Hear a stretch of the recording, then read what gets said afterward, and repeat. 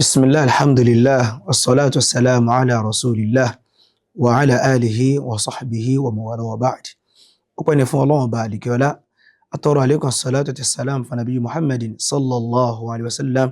Abi Ọlọ́run ọlá ńlá rẹ̀ bá ní ṣàlékún kan nabi, bá ní ṣàlékún ọlá nabi, pé ní tí ó ga tí sunna nabi fi ga Olúwa dákun mọ́sẹ̀ kó máa ga o àwọn tá ń gbèrò gíga láyé, àmọ́ àníyàn àwọn náà níbi sunna nabi ò sì dòkú. Abẹ́lẹ́ Ọba àlekèọlá bó ti máa rí kaná olóńgbò tí ò ní lè pààyàn bẹ̀rẹ̀ tàbí pé yóò pa ọ̀fán sọ ní rí kaná wa. Báṣe sunna nabi ní tí ó ga tí a kò ní ga bá bá ní rí bídà ṣètọ́ nílẹ̀, wala hawla wala quwwata illa billahi al-ali al-azim. Ẹ̀yin olùgbọ́ wa alápọ̀nlé káàkiri gbogbo ńlá ayé níbikíbi tẹ́ ti ń gbọ́ wa, a tún kí yín káàbọ̀ sórí ètò yín ètò wa fiqhu asma'il husna, àgbọ́yé àwọn orúkọ Ọlọ́run Ọba àlekèọlá lè tó rẹwà jùlọ. À ń kí yín pé assalamu alaykum wa rahmatullahi wa barakatuhu. Ilé ìjọ máa jẹ́ ìdánilẹ́kọ̀ọ́ wa fún ti òní bí idhnillahi ta'ala. Ó náà ni orúkọ Allah tí ń jẹ́ ar-Rahmanur Rahim. Ar-Rahmanur Rahim. Ọlọ́run Ọba àlekèọlá ó pọ̀ lẹ́yìn tí máa ń dá orúkọ yìí náà Al-Qur'an al-Karim, bí sì máa ń dákọ̀ Allah, bí sì máa ń dákọ̀ Rabbu, ó ní máa ń dákọ̀ Rahman Rahim. Nínú súra Al-Qur'an al-Karim kò sí súra kan tá à ní bá Rahman Rahim bẹ́ẹ̀.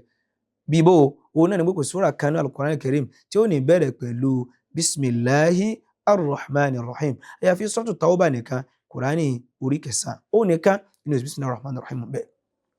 Ar-Rahmanu Rahimu yìí ó ní àwọn ìtumọ̀ tó kẹnu, ó láwọn ìtumọ̀ ilé tó ní agbára. Ar-Rahman ọba oníkẹ́ ní jẹ́ bẹ́ẹ̀, ọba tí ìkẹ́ rẹ̀ pọ̀. Ar-Rahimu ọba tí ìkẹ́ rẹ̀ náà pọ̀, òun náà ni ó ń jẹ́ bẹ́ẹ̀. Tí ẹrú, ojúṣe ẹrú pẹ̀lú àwọn orúkọ yìí, ó ní kó gbà pé ọba tó dá ọ, ọba tó pọ̀ níkẹ́ ni. Àkọ́kọ́ ojúṣe wa nu. Kápẹ́kọ̀ ọba yìí ìkẹ́ rẹ̀ pọ̀ gan. Ó là mọ́lẹ̀ wa kékeré ni pé wa rahmati wasi'at kulla shay.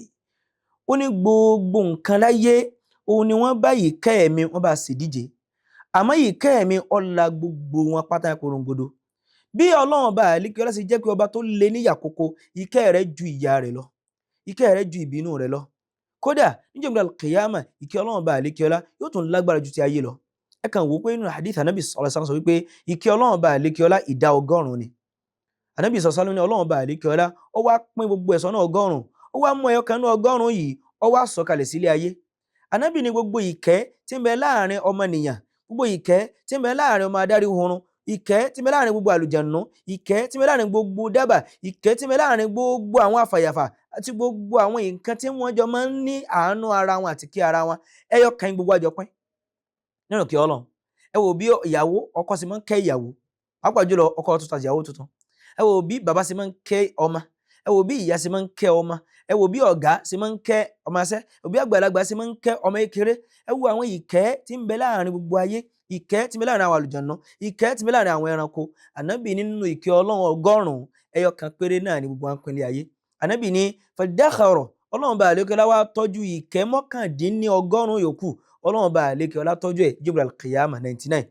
Ọlọ́run ó lo ìkẹ́ yọ al-Qiyamah débi pé wọ́n ní ṣètọ́nù gan tó jẹ́ ṣètọ́n yóò mọ̀ tàmọ́ pé ọ̀dà pé bí tí nǹkan lọ yìí mi gan fẹ́ rí kí Ọlọ́run lónìí o.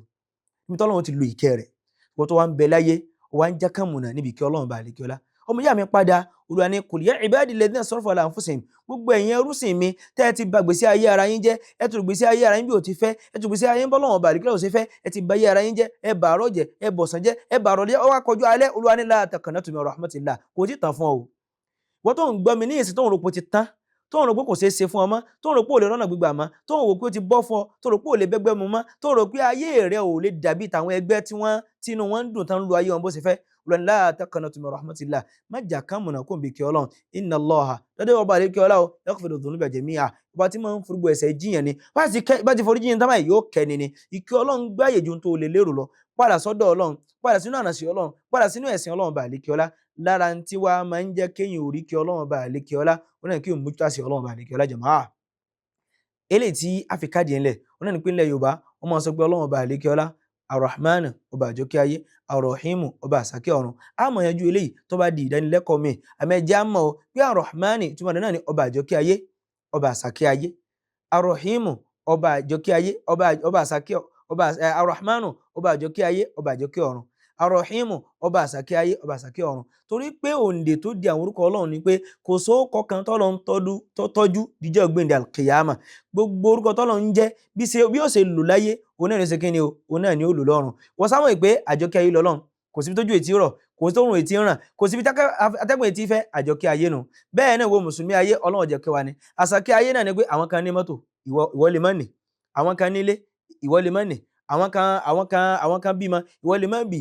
Àṣàkẹ́ ayé náà nu. Lálùkìyámà náà bí ó ṣe ṣe àwọn kan náà kẹ́ ní lálùkìyámà náà nu. Ibi ni a máa fi mọ bi'idhnillahi ta'ala tá tún máa pàdé nígbà míì tí ìdánilẹ́kọ̀ọ́ wa tó tún tẹ̀síwájú. Àwa náà wọn náà lè máa rí, ẹ̀yin náà wọn náà lá máa bá. Wa naqulu wassalamu alaykum wa rahmatullahi wa barakatuh.